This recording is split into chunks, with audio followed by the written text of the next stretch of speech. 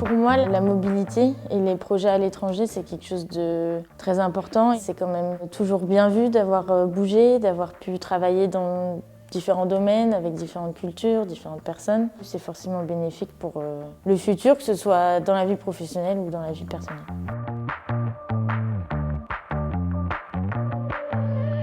Notre organisation a pour objectif de promouvoir la mobilité comme étant une étape, un moyen d'acquérir des compétences professionnelles, sociales, éducatives et citoyennes. On ne se contente pas de faire de la mobilité, l'idée c'est que quand les gens partent, ils reviennent avec non seulement des compétences, mais ça permet aussi et surtout, de pouvoir, je dirais, accélérer sa capacité à trouver un emploi. 2, ça permet d'améliorer sa capacité à se professionnaliser. 3, ça permet aussi d'avoir de plus grandes opportunités pour le futur.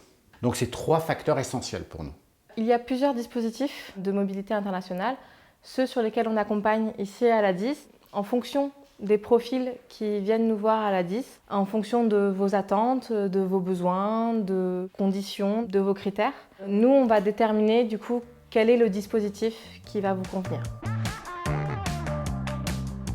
Faire un stage professionnel parce que dans ce genre de programme, ce n'est plus seulement une mobilité, mais un vrai gain de compétences. J'ai fini mes études l'année dernière et je voulais partir dans un pays du Maghreb parce que c'est vraiment un endroit où j'aimerais travailler plus tard.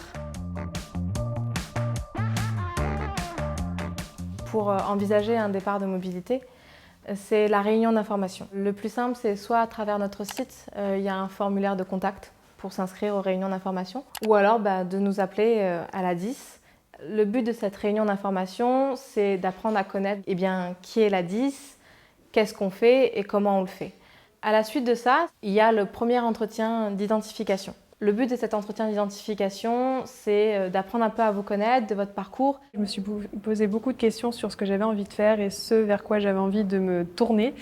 Et donc, je me suis rappelé que les services civiques existaient. J'ai pensé que c'était une excellente occasion pour moi de valoriser mon profil et de justifier mon envie de me tourner vers un domaine bien précis. Une fois que votre candidature est acceptée, on vous donne accès à la plateforme Passeport, qui est une plateforme créée par l'ADIS.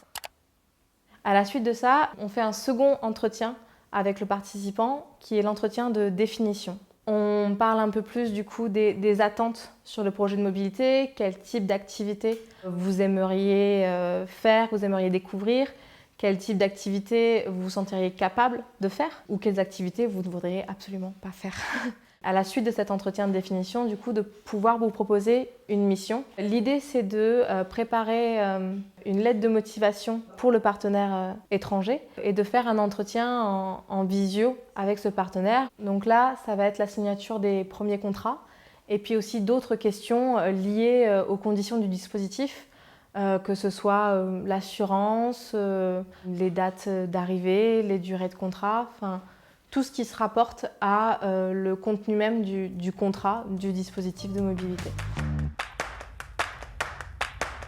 Et aujourd'hui, on est en formation pré-départ. Donc pour expliquer un peu comment ça va se passer, un peu sur la sécurité, etc. Ces formations pré-départ se déroulent en 3 jours. La première journée, c'est la PSC1, la formation aux premiers secours. Puis 2 jours de différents ateliers. On essaye d'aborder toutes les clés essentielles pour bien se préparer avant sa mobilité. Ce qui m'a beaucoup intéressé dans la formation pré-départ, ça a été toute la partie historique du pays et toute la recherche qu'on avait à faire sur l'histoire du pays, sur la culture, le développement.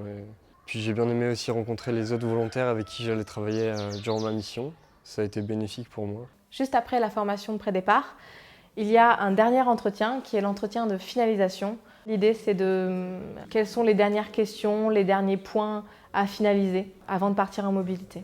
À la suite de ces premiers modules, le participant part sur sa mobilité internationale.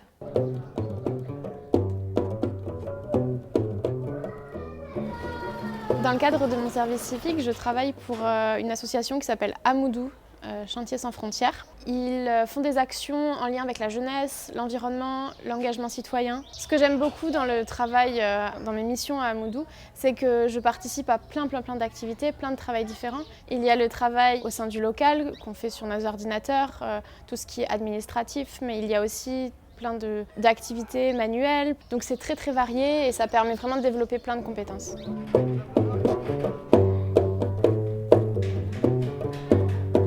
Donc je vis dans une colocation ici avec 6 autres volontaires français. Je pense que c'est ce que je préfère dans mon expérience ici parce qu'on s'entend tous très bien. De toute manière, je pense qu'il n'y a jamais beaucoup de risques parce que les gens qui partent pour ce genre d'expérience partagent les mêmes valeurs, partagent la même vision de la vie, globalement. Ce service civique remplit vraiment toutes mes attentes parce que au niveau professionnel, j'ai appris beaucoup de choses et au niveau personnel, c'est très enrichissant et j'ai rencontré des gens vraiment extraordinaires.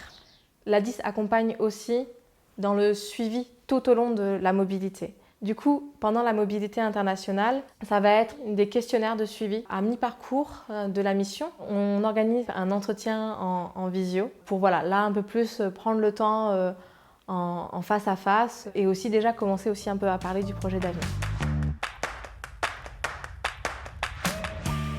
Mes premières impressions quand je suis arrivée étaient plutôt bonnes. Pour l'instant, ça fait 3 mois que je suis en Estonie. Cette expérience est très bénéfique parce que j'apprends un peu les bases de la coopération internationale et de l'aide humanitaire. Je reprends un master du coup en septembre, ce qui me permet de pouvoir connaître le domaine avant même de pouvoir étudier en termes théoriques. Du coup, à ce stade de la mission, je suis vraiment contente de ce que j'ai déjà pu entreprendre et c'est vraiment très enrichissant. J'apprends beaucoup de choses. Je continue à développer mes compétences professionnelles. Puis, au retour de mission, il y a le bilan collectif.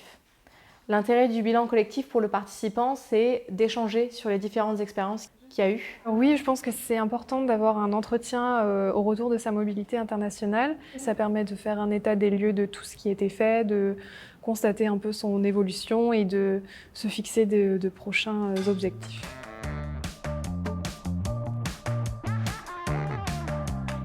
Travailler en communication en Équateur, c'est complètement différent par rapport à la France. On n'a pas du tout les mêmes manières de travailler, de voir les priorités, les enjeux, les objectifs.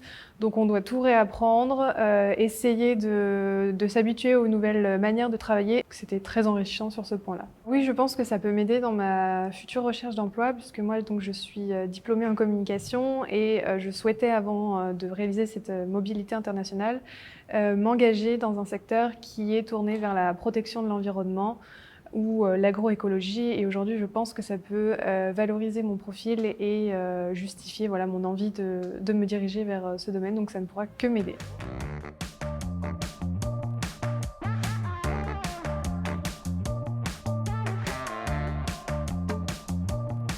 Le conseil que je peux donner aux personnes qui pourraient être intéressées, c'est d'oser se lancer, de ne pas avoir peur de se lancer.